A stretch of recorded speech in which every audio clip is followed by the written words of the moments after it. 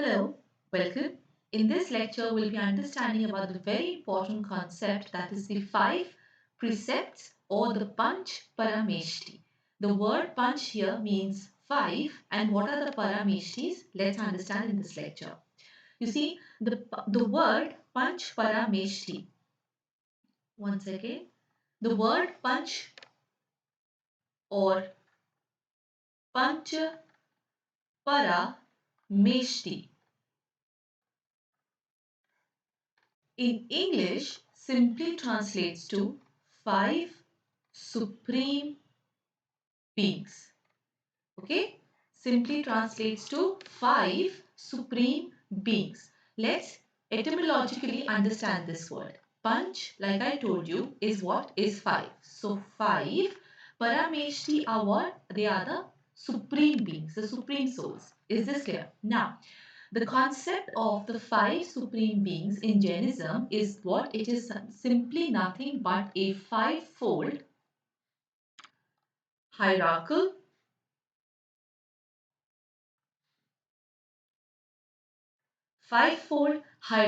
steps, or we can also say fivefold hierarchy of religious authorities.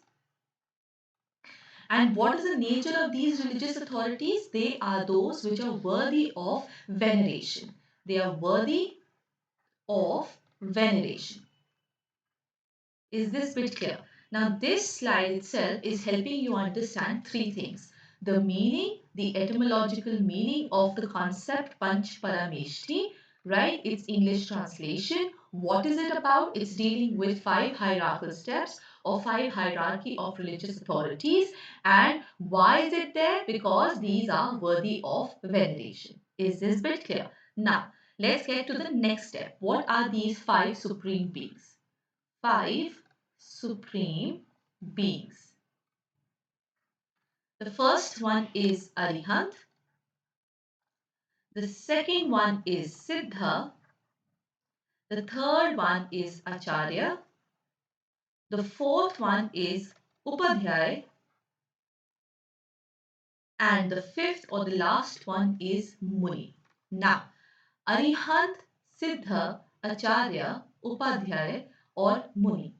Let's very simply in very common man's language understand them one by one. The first one is Arihant.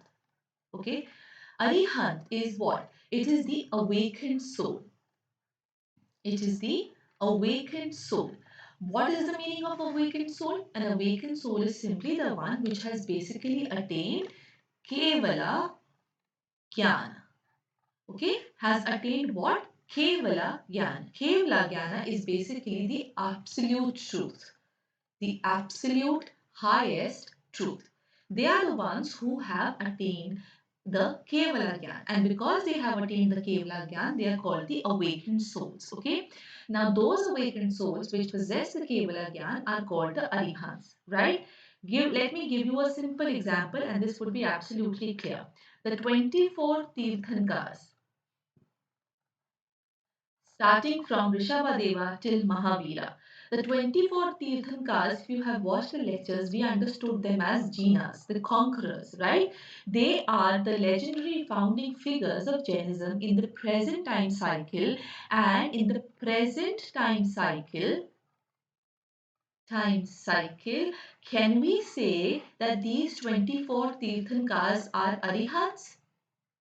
Can we say that? Absolutely yes. This is what I want you to understand pertaining to the very important concept that is Arihant. You see, these all 24 Tirthankars were also Jinas. They are all nothing but Arihants. They are why Arihants? Because they have the awakened soul.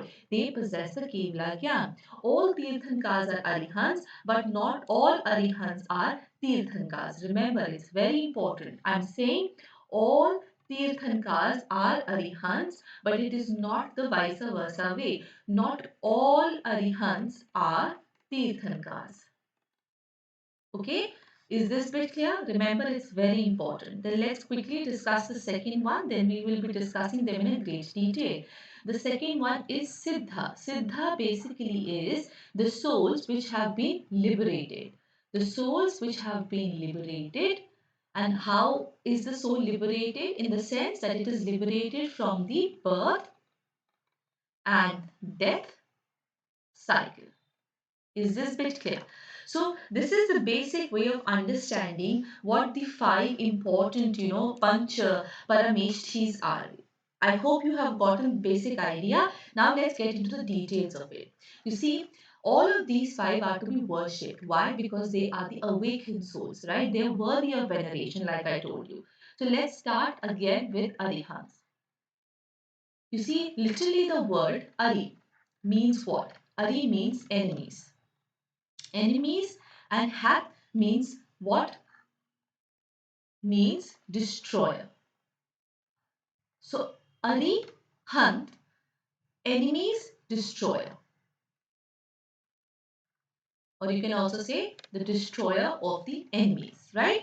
So Arihant is nothing but the destroyer of enemies, but these enemies are not external enemies, okay? They are not who? External enemies. But what sort of enemies are they? You see, these are the internal ones. These are the internal enemies of the soul. And what are the internal enemies of the soul? Let me give you an example. You can say anger, growth. You can say, pride. Then you can say greed, deceit. These are some of the examples of the internal enemies of the soul.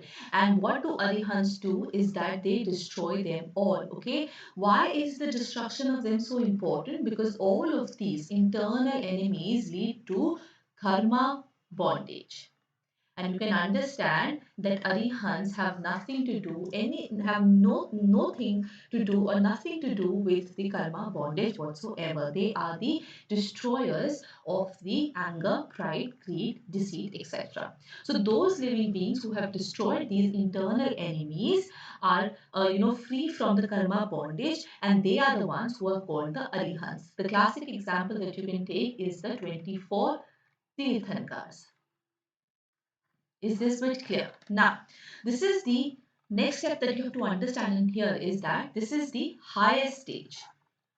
This is the highest stage of a living being that a living being can basically reach with body. Okay? As long as you are embodied, this is the highest stage that you can reach. These arihant are of a certain quality, that is, they possess